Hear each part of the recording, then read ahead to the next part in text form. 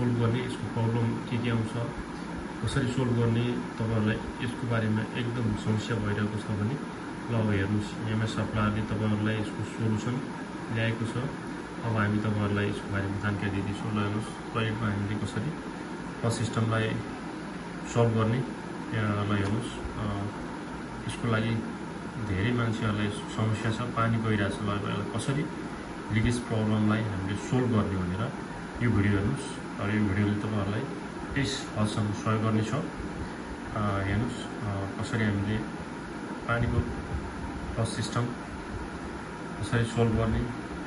यसले गर्दा धेरै मान्छेहरुलाई समस्या दिइरहेको हुन्छ। ल यसरी खोलेपछि हामीले भित्र हेर्नुपर्छ, बल्ब हुन्छ, भित्र सिस्टम हुन्छ, त्यहाँ फ्लस सिस्टम हुन्छ, यो लक हुन्छ। यो लकलाई निकाल्ने, लकलाई निकालिसकेपछि यो पानी हामीले फ्लस गर्ने।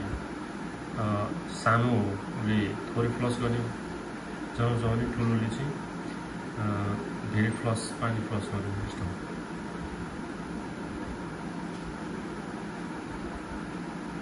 यो प्रब्लम चाहिँ अब हेर्नुहोस्, यो भिडियोले तपाईहरुलाई केही हदसम्म सहयोग गर्नेछ। अब हामी कसरी यसलाई रिपेयर गर्ने भन्ने कुरा देखाउँछ। ल हेर्नुहोस्, यो फ्लस गर्दाखेरि यहाँ राम्रोसँग पानी गइरहेको छैन अथवा त्यो मुनि बसिरहेको छ, त्यसको प्रब्लम छ।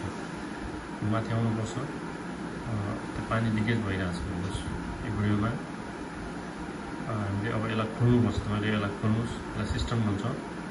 यो ट्याङ्कभित्र सिस्टम हुन्छ, यसमा वासर हुन्छ। त्यो वासरलाई त्यहाँ खोलेर हामीले हेर्नुपर्छ।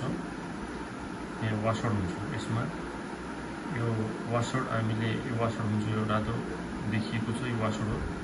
यसलाई हामीले चेन्ज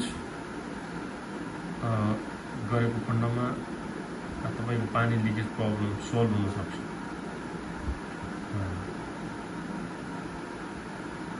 तपाईको दायाँ बायाँ हेर्नुहोस्, र त्यसलाई निकालेर राम्रोसँग साफ गर्नुपर्छ।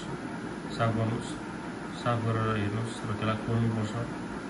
तपाईहरुले आफैले पनि गर्न सक्नुहुन्छ। यस्तो सानो प्रब्लमहरु हामीले तपाईहरुलाई यो भिडियोबाट केही सहयोग हुन्छ भनेर यो भिडियो हामीले बनाएका छौँ। यो भिडियोले तपाईलाई के हदसम्म सहयोग गर्नेछ। एमएस सप्लायर सिमरा तपाईको साथी, फिल द बेटर भनेर हामीले एउटा स्लोगन ल्याएका छौँ। फिल द बेटर, तपाई आफै फिल गर्नुहुन्छ। यो भिडियोले तपाईहरुलाई सहयोग गर्नेछ। एमएस सप्लायर सिमरा हामी तपाईको साथमा छौँ। तपाईहरुको के प्रब्लम छ भने हामीले शेयर गर्नुस्। हामी तपाईलाई अब यो हामीले निकालेर थ्यौँ, र त्यो वासरलाई चेन्ज गरेर हामी यसलाई फिट गर्यौँ। वासर प्रब्लम नहुन पनि सक्छ, जाम भएको पनि हुन सक्छ। त्यसलाई राम्रोसँग हेर्नु होला, र वासर प्रब्लम छ भने त्यसलाई चेन्ज गर्नुस्।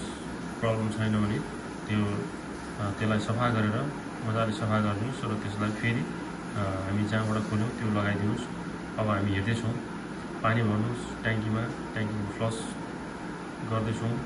फ्लस गरेर हामी हेर्दैछौँ। बेलामा त्यो तपाईको वाटर ट्याङ्क साफ गर्नु होला। तपाईहरु पनि आफैले गर्न सक्नुहुन्छ। यो सानो कुराहरु आफूले नगर्दासम्म मात्र यो समस्या हो, आफूले गरेपछि समस्या हुँदैन।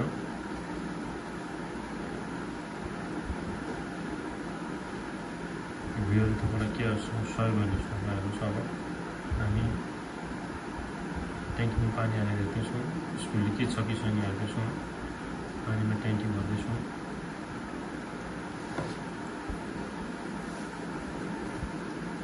के हदसम्म तपाईलाई यो भिडियोले सहयोग गर्नेछ।